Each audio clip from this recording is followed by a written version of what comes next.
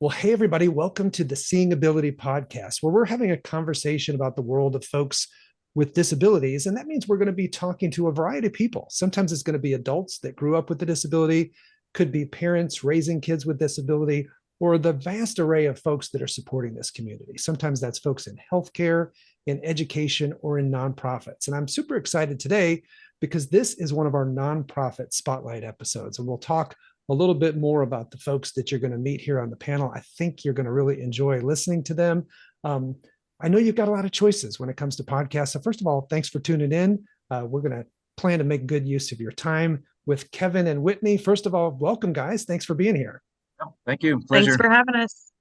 As my listeners know, we are talking about the world of folks with disabilities, but we're all just people. So I like to start off briefly with what I call the Fast Four. Now, my friends at Reliable Tech Help have underwritten and sponsored the Fast Four. So for all your tech needs, reach out to Reliable Tech Help. They're at 502-797-7399. Okay, here we go. Rapid fire. We just survived the holidays. What is your sweet treat in the holidays that you can't resist, Whitney? Ginger snaps. Ginger snaps. Okay, Kevin, how about you? Chex Mix. Could eat it all Chex day long. Mix. I like it. I like it. Okay. So, number two, if we were to look at your playlist, what's an example of a band or music that we would find? Let's go, Kevin. Oldies, 60s and 70s makes me relive my childhood. There you go. Whitney, how about you? Worship music. Fantastic. Okay. What's a good example of a book you've been reading right now? We'll start with Whitney. Atomic Habits for the second time. There you go. That sounds habit forming. Yes. Kevin, how about you? Uh, I, I can't even remember the title of it, but mindless archaeology adventure, like Indiana Jones-ish kind of stuff on my Kindle. Okay, I like that. And last but not least, is there some place on your vacation bucket list that you've yet to venture to? Kevin, how about you? Machu Picchu. Would love to Oh, go there. there you go. Whitney. That was mine. Machu Picchu. Glacier National Park. Okay, those both sound good. We've Mhm. got everybody thinking of places far, far away. Fantastic. Well, we always want to start a little bit about this journey. And Whitney, being a parent of a child with a disability, we'll start with you. And at the beginning, where it starts for most people, is this path not expected, having the news that your child is going to be facing challenges. First of all, folks don't know you or your child. So tell us a little bit about your story. And then what was that like for you in the beginning? Yeah, so my husband and I, we were planning on having a child, so I had adequate prenatal care, but it was still unexpected on the day that she was born. We did not know that she was going to have all of her medical needs. When she was born, when Emerson was born, she has craniofacial anomaly, so her nose was not formed, her eyes did not form, her mandible, maxilla. Babies are typically primarily nose breathers, and so she has to have a trach because she wasn't moving air correctly. Obviously, there was issues feeding, so she has a G tube. She also had some GI issues. She has colostomy and mobility issues. So she's completely blind, um, also hearing impaired and nonverbal. But she's 11 years old and she is thriving. She's learning her braille. She's learning how to use sign language to communicate, and she's doing really, really well. And reading sight words and writing her name. Wow, it sounds like that's not the first time you've answered that question. You rattled off that list of things pretty effortlessly 11 years in.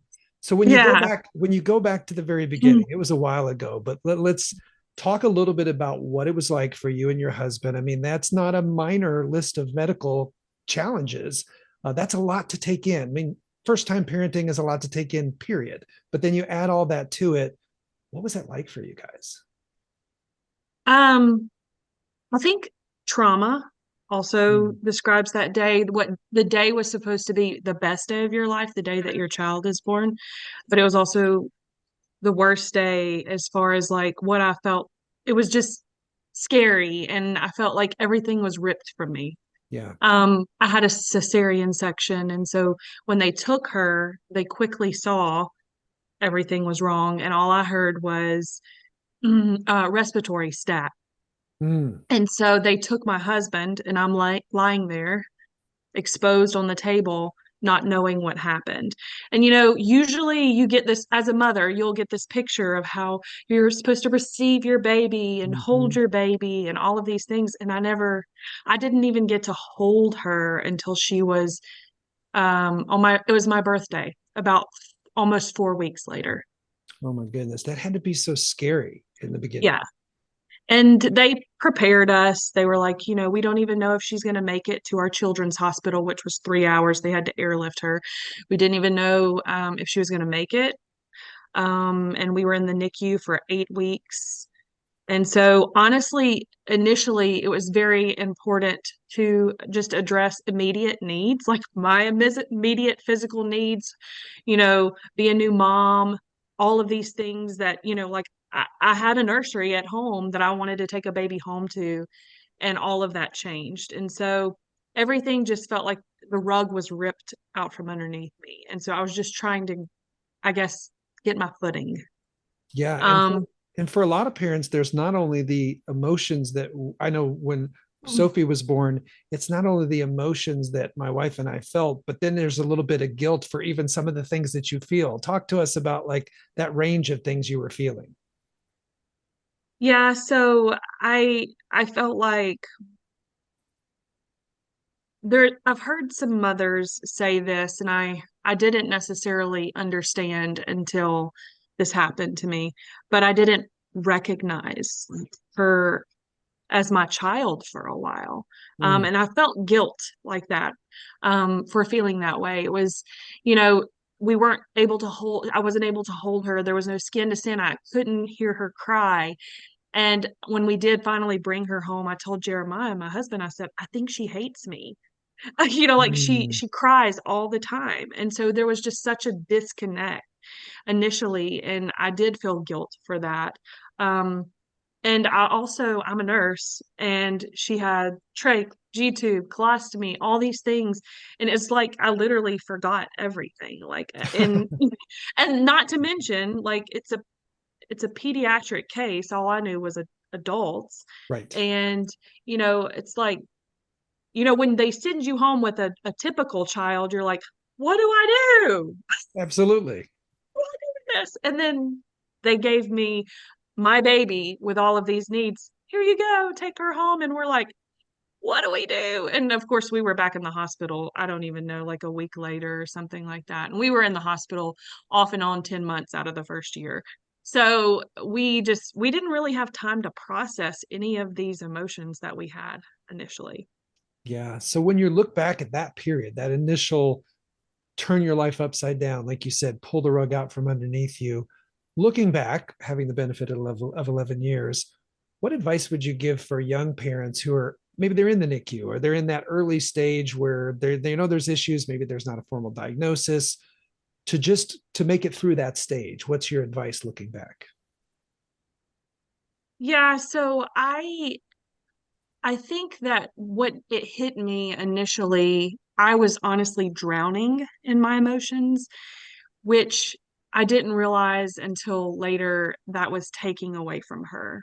And Hmm. so what happened was it just hit me all of a sudden one day. I was like, she's literally fighting for her life right now. She needs me, and she needs the best of me to Hmm. support her. And so, I couldn't do that if I was drowning in my emotions. And, I was having to have essentially my husband feed me because I was just like, crying all the time at the dinner table. I mean, it wasn't that like he wasn't feeding me, but he was reminding me to eat all of the time. Sure. It was just, like, you've got to take care of yourself so that you can take care of your son or daughter, because they need you and they need the best. Hmm. That's really good advice. Yeah, it's the old put your oxygen mask on first analogy, Right. right? Yeah, absolutely. Now you mentioned being a healthcare person yourself, being a nurse, and you mentioned the time you spent in the NICU and being a frequent flyer at the hospital. Interacting with the medical community becomes a big part of this journey for a lot of parents. And for most of the folks I know, when Sophie was in the NICU and when I talked to other parents, it's finding a way to navigate that, all the complexities, the terms, the different decisions you have to make, and how to relate to physicians and other healthcare providers, and kind of find your voice and your footing in that relationship. Talk to us a little bit about your journey. Probably somewhat unique because you had some healthcare context, but like you said, not pediatric, this particular neonatal. What was it like for you guys with medicine? Any stories of like experiences you shared that others could learn from? Yeah, so there was two specific situations where I was like, I had realizations, right? Like there's a couple of points I would like to make. But the first story was Emerson, not to mention, was having all of these issues and in the hospital 6 or 7 times a year after that first year. And it wasn't like just a cold. I mean, like she was truly sick and it was for weeks at a time, which I had a difficult time feeling like that was a good quality of life, right? Like it was just my dog is drinking water in the background. So I'm sorry if you um anyways, but she with her colostomy, we're all medical people here, like have some shape, form, or fashion, but the consistency is important for skin integrity. Hers was not good. So we were constantly having excoriation and breakdown, all of these things. We would go to the doctor and he would say, she has small bowel bacteria overgrowth. And so he would give us these very strong antibiotics to stay on for like a month at a time and rotate and so on and so forth. And so I felt like in my heart, there's got to be a better way. One point I want to make is research. Research is going to be something you become very, very, very good at. So I started researching, and using my nurse mind, went back to the appointment and I said, um, can you tell me what this formula is made out of? And he said, I don't know. I said, well, it's primarily corn syrup. And he said, okay. And I said, well, what does bacteria feed off of? And he says, carbohydrates. And I said, well, why are we feeding her this and feeding the issue? And he was like, well, I don't know what else we would give her. And at that point, I had a prepared answer. I had prepared to give him the answer of a blended diet. And it's been the best thing ever for her. I trusted that there was a better way. I researched, I advocated, I presented another option. So it's finding your voice in all of those things and trusting your gut, and that, you know, they might not always have the answers, and sometimes you can present better ways. And so the blended diet has been one of those things that I have also learned alongside the medical community, because there's always been, just industrial formula. Right. So there's a lot packed into that story. Thank you so much for sharing. It's like that idea of just knowing something's not quite right and having that sixth sense, that gut feeling, but then trusting it. And then the idea that I think sometimes we think it's kind of a choice of like, do what they're recommending or not, like an A or B, yes or no, instead of, well, it's not yes or no to A, is there an option B? Is there an option C that exists out there? And I think when you talk to most people, what you find is when you're, and this is, I mean, the people who do this work, the doctors, it's not like anything against them. They're suggesting what they think is best, but they typically don't say, well, we could do A, B, or C. They just say, here's A, because it's Right. it's their recommendation. And they fail to mention that there's other things because, well, in their mind, why would I mention them? I'm presenting you with A. But that ability, like you said, you use the word to kind of find your footing, find your voice, to be able to say, hey, what if we did something else? I think that's powerful. Right. Yeah. Yeah, I mean, at that time, my daughter was only one of three at that children's hospital that was on a blenderized diet. Gotcha. Now you mentioned And two so, different episodes. What was the second one? the other one, Emerson had something called an ileus, which just simply means that your intestines, everything that involuntary motion of your food moving down your intestinal tract just stopped. And so even just, her own stomach contents that was just naturally producing and sitting there, she couldn't tolerate. So she would essentially vomit anything and everything that she had in her stomach. And so we ended up in the hospital and they found a birth defect that she had that we had missed initially. And that happened a lot throughout the first of her first year of her life. We were trying to just get her home and stable, and and so we didn't see everything. But Mhm. so they did a surgery on her malrotation, said they think that it just kinked, and that was the answer to the issue, and that we would be home, within a week afterwards. And long story short, that was not the case. She was still on TPN. She was being kept alive with total parental nutrition at that time.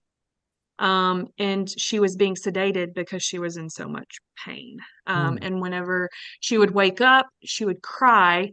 And when she would take that deep breath to compensate, she couldn't. She would hold her breath because it hurt her abdomen, because she had an incision across. So she would just hold her breath and pass out. Yeah. And so they said she couldn't heal that way. So she was essentially sedated during that time on TPN. And so some of the families that may be listening to this may have this experience, but and may be able to relate, and some others might not. And I hope you never do. But we had to have the conversation, the palliative conversation, like, what are your options and how far are you willing to go? Um, and and at that time, the only options were a exploratory surgery to see if there was something they were missing, or continue on TPN, continue with pain meds at the hospital, keep her comfortable at home, all of these things, because eventually it would wear out her and her blood vessels, but also her kidney. She only had one kidney. And so it would do damage over time. And so, anyways, the surgeons, all they know are, the surgical options, right? Like, that's usually what they present. And so I said, can you assure me this is going to work after she's already had this large surgery? And they said, no, I cannot. And I said, well, you know how bears are. I'm a mama bear and this is my cub. And I don't want to see her in any more pain. And essentially, I told them, no, we're not going to do this. But I think I probably told them in a little more with a little more emotion than I'm remembering right now, because they Sure. labeled her chart later on that we didn't want to see surgery. Okay. um, but we corrected that later on because we're very appreciative of that department when it's needed. But anyways, the resident came back later and he said, hey, he said, I applaud you for that, for that decision, because essentially what I didn't know at the time was she had been cut a couple of times before that, and she had so much scar tissue, it was just going to make it worse. And it could have made the problem, compounded it. And so Absolutely. So in both of those stories, again, back to advice, what do you think are the common threads that you'd advise people in terms of finding their voice, their footing with the medical world? yeah, I mean, same thing. Research. I did not have time to research at that time. Um, I prayed a lot. Mhm. Prayer. My faith was what got me through, I would say. And, again, don't be afraid to find your footing and your voice, because you want what's best for you. Do it with respect, because usually honey catches more flies. And I mean, it's going to work out, like, you just get your footing, get your voice, and research and pray. I love that. I love that. Now, we're going to talk about your nonprofit, which is in and of itself a wonderful community, but talk a little bit about efforts you had in the beginning and how it was part of your journey to build that village. I know when we talked prior to this podcast, you talked about really connecting to some folks who were in similar boat and how much that meant to you and your husband. Yeah, so initially, like I said, we didn't process through a lot of emotions because we were dealing with immediate needs and getting her home and that sort of thing. And so after time went by, um, I more specifically, mostly was reclusing. I was like pushing people away. I believed the lies that nobody knew what I was going through, nobody Mm. cared. It was too hard to get her out. Um, and then so it was just, I was in no shape or form or fashion in good, authentic community. And most of that was because of me. My family reached out. I had friends that reached out, but I pushed them away primarily. And we just found ourselves, isolated. Mm. And I compare it from a biblical perspective for myself. I processed it like this afterwards. I believe that when we're away from the pack, we're easy prey. When a wolf is away from the pack, or a prey is away from the pack, the wolf, the predator, finds that an easy prey. And I Yeah. just felt like that's what the enemy was doing. He was isolating me, he was bringing me down, and I was believing the lies. But anyways, we were pursued by a group of people in a ministry called Johnny and Friends. And I still tried to push them away initially, but they kept on gracefully pursuing our family. And I'm so thankful because we ended up at family retreat, and we still go to that family retreat. And we found other people who were going through the same things that we were going through, and Mm. they spoke truth and wisdom and encouragement into our lives, and we're thankful for it. I really cannot imagine where we would be now if we wouldn't have been served in such a beautiful way by that ministry. Yeah. So finding that group of people you can relate to is so key along the journey. Now, there's a lot, I've mentioned before, there's a lot of folks out there doing good work, some in a more traditional setting, like a speech therapist or physical therapist or great things like that. You guys and your nonprofit, when I first heard of it, I thought that is such a unique idea to be your thing about isolation, to help people get out into the world more. So this is a great chance to segue to Kevin, who's been so patiently just listening there. Kevin, tell us a little bit about Luke 5 Adventures and how it began, your connection to it, and what this organization is doing. Yeah. So uh, I have full disclosure here. I do not have a background with living with any kind of disability. Nothing in my family, extended family. My background is in a pastoral background. So my entire adult career has been in church work and ministry and missionary work and that sort of thing. So, but I'm also an adventurer, outdoorsman, love everything there is to do with the outdoors. And so I had been on staff as associate pastor of a church in suburban Cincinnati for about 10 or 11 years. And this goes back to the fall of 2019. So at the airing of this, it'll be just barely over 4 years into our story. And I had come back from a particularly inspiring hike, and I was all anxious to tell people about the sights and the sounds and the new trail and the places that I had been. So I walked into church that next Sunday morning, and the first person that I encountered was this lovely elderly lady named Debbie, who is in a wheelchair from a car accident 20 years ago. And I walked up to Debbie and I almost said, Debbie, you should have seen. And I was going to explain my excitement about what I had seen. Well, the words just stuck in my mouth. And of course, in hindsight, we know why that happened, and we can trace that and that backstory there of why.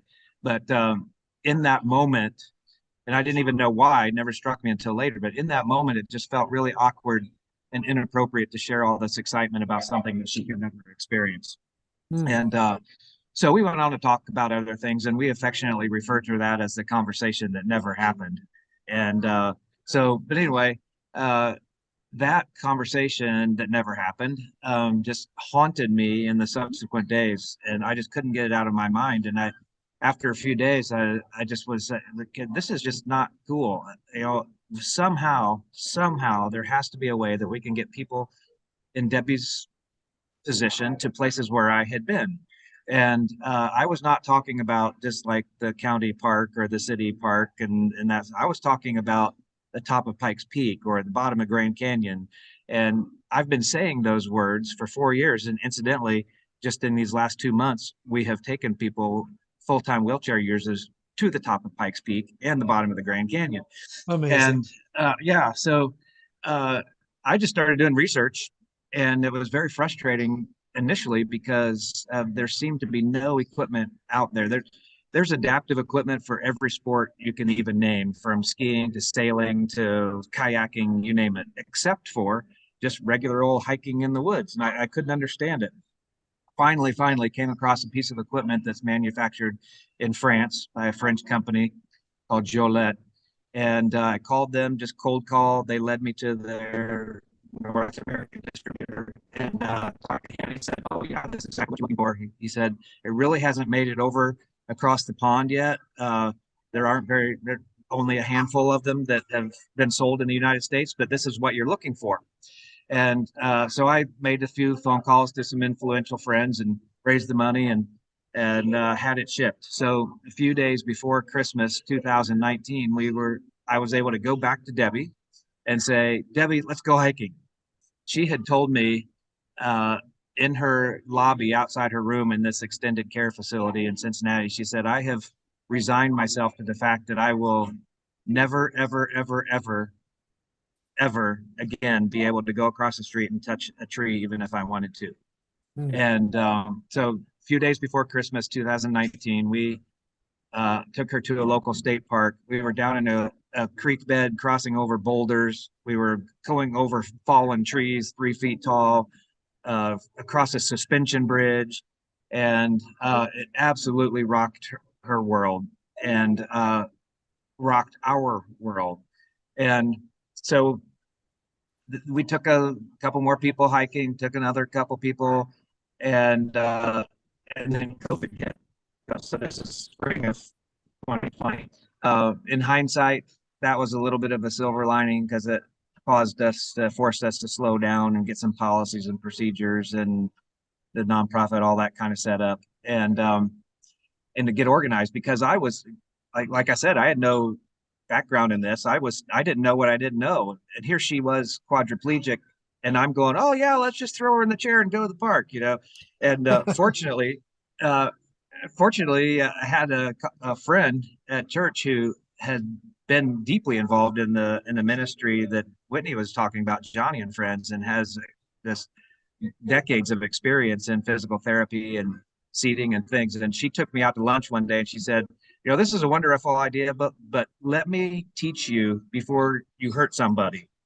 And Amazing. and I was open to that. I was like, "Yeah, well, I don't want to hurt anybody, but I want to learn and I want to do it like really fast because I'm anxious to get this going." So uh, meanwhile, and this all, again, we're coming from a faith-based slant to this whole thing. This Luke 5 adventures, that is a biblical reference to chapter 5 of the book of Luke in the Bible. It's an account of a group of friends who had a friend who was paralyzed, and they wanted to take him to go see Jesus was speaking in the town nearby at a home. And so they built a stretcher, took him there. The crowd was so big they couldn't get to the house, and so they were undeterred. They were creative. They were relentless. They would stop at nothing to get their friend to go see something amazing that he couldn't see on his own. And so they climbed up to the top of the house, cut a hole in the roof, lowered him down. And many people are familiar with that story, even if it's from Sunday school. But so that's what we felt like. We were like, we have this vast group of friends that we haven't even met yet, future friends, thousands and thousands in every community across our country and across the world, who have no opportunity. It's not just figuratively impossible for them to go across the street and touch that tree or go to that stream. It's literally impossible. And from my traveling around the world, I have seen firsthand that 99.999% of God's extraordinary creation and nature is outside the context of the room or the sidewalk or the nice gentle path. But so many tens, hundreds of thousands of people, through no fault of their own, are limited to the 0.0001% with no opportunity to go see the 99%. And that was not acceptable. And we felt like that group of friends in Luke 5 that's like, okay, I don't care what it takes. It's not acceptable. And we got to figure out a way. Meanwhile, Whitney and Jeremiah and Emerson had just moved from Mississippi up to Cincinnati because of Cincinnati Children's Hospital. And it was very early on that they came alongside and said, we would like to help you. And in fact, Whitney and I sat in a cubicle in one of our little conference rooms, and I said, "Hey, would you help me be help me by being my co-director?" And she said, "Well, I don't even know what that means, but okay." And I said, "Well, I'm not really even sure what that means either, but let's do this."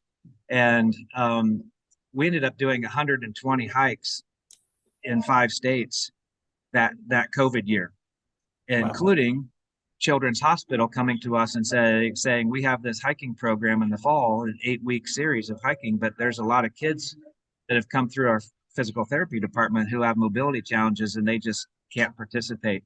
Would you come alongside? And we said, yeah, if there's one common kind of MO about Luke 5 is that we say yes before you get your sentence out of your mouth, and then we go try to figure out how to accomplish yes. So I said yes. Then I made a bunch more phone calls. We raised the money and bought some more equipment and facilitated that series of hiking. Well, uh, I like to say when the big dog in town does something and puts their stamp of approval on it, then all the little dogs want to play. And so we began getting phone calls from all over the city, from disability organizations, from Easter Seals to Make a Wish to Cincinnati Association for the Blind, and the list goes on, saying, "Hey, could you serve us? Could you serve us? Could you serve us?" And this thing just exploded before our eyes, and we continue to pinch ourselves, going, "What in the world just happened in the last 4 years?" We just did our 1200th hike in 4 years in 15 states, 3 countries, including Israel and Mexico. And every single one of those, I don't always want to get caught up in numbers, not trying to be a numbers guy, but it is important because every single one of those is a soul quenching activity for someone who would never be able to experience that. And there's just something soul quenching about being in creation and having that just Emerson, you've heard about her. Of our 5 senses, the only one that she has complete use of is a sense of touch. And so it is incredibly heightened.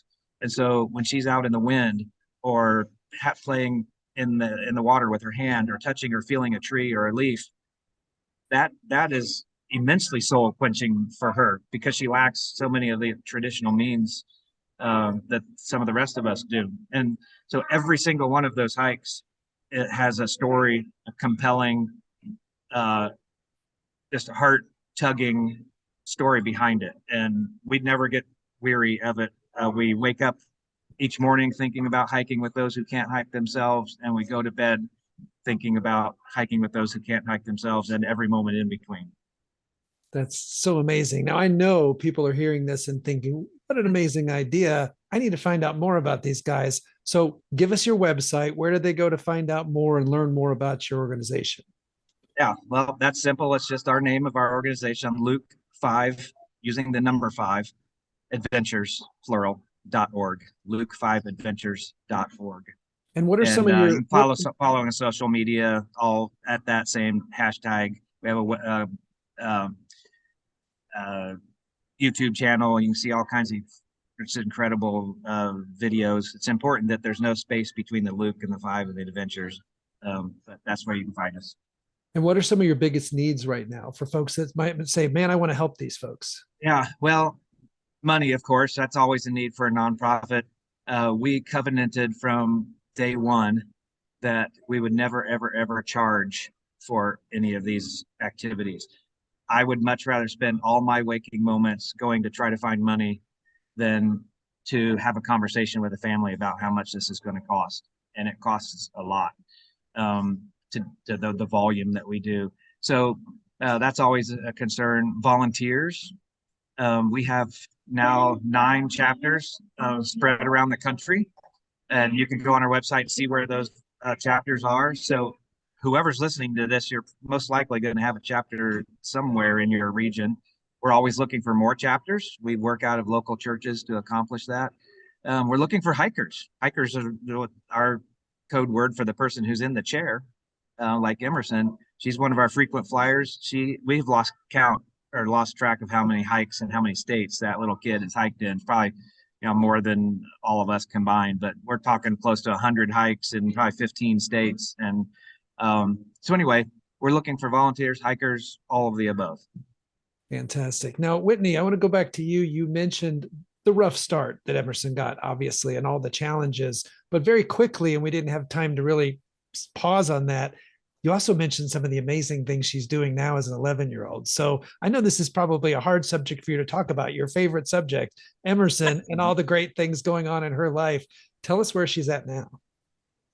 So she is learning piano, through adaptive piano lessons, and her teachers have told me that she has perfect pitch, Oh which I'm not a musical person, so I didn't know how important that is. But she does, considering the fact that she has hearing impairment, she still has perfect pitch. So if you play any key on the piano, she will find it. She knows it.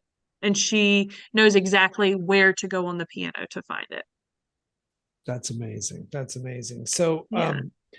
Again, your website address, luke5adventures.com. We can find out more about .org. .org. Sorry, Thank you. .org. Yeah, yep. Yeah, .org. luke5adventures.org. Find out more about the organization. So, Whitney, overall, if you were brought in as a speaker to a group of parents with young kids that are maybe fresh out of the NICU, don't know what the future holds, they're probably trying to imagine what that's going to be. What would be kind of your overarching pieces of advice? I'm glad you asked. I have 3 points that I forgot to make earlier, so I'm going to leave you with those 3 points. So, when you're researching, lean on other parents who've gone before you. Facebook groups. I cannot tell you how many moms of these, fill in the blank of groups that I'm in. Moms of trach babies, moms of G-tube babies, moms of the hearing impaired, blind children.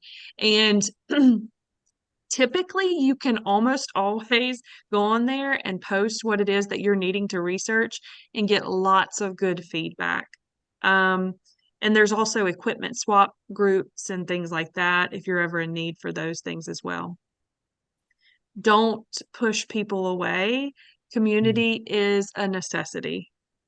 Don't ever think like that your situation is worse than someone else's. You don't know, there might be someone else out there that has gone through the ringer before.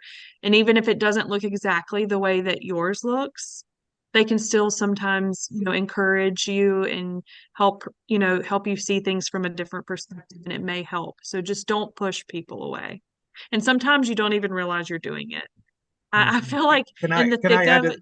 I just want to add an asterisk to that because it truly, she mentioned believing the lie. It truly, truly, truly is a lie that is from the enemy, that we believe that we need to be isolated, that nobody wants to hear or be around us. But little Emerson is such an inspiration. Every single person, to a man, to a woman, to a child that meets Emerson is inspired, wants to be her friend.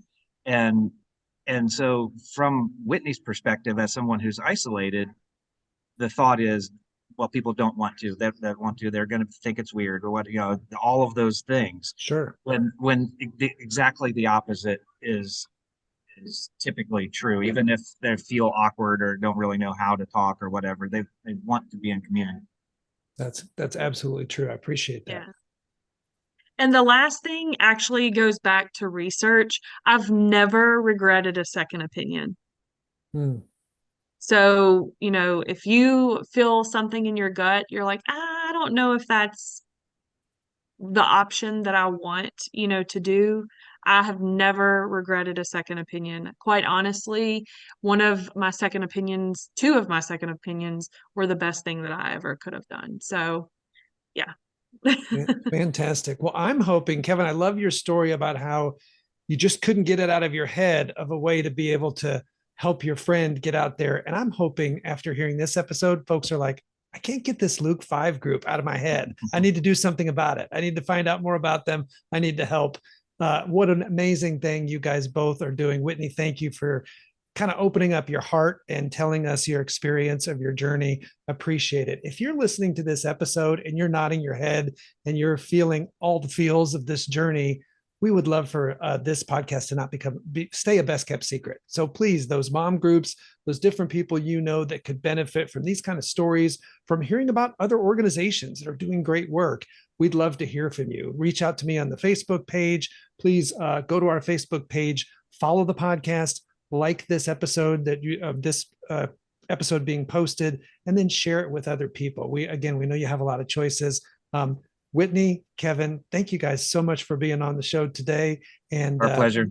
I think we're going to be hearing big things from Luke 5 in the future. So stay tuned. We might have to have him back in a future episode. Thanks, everybody. Yeah, thank you.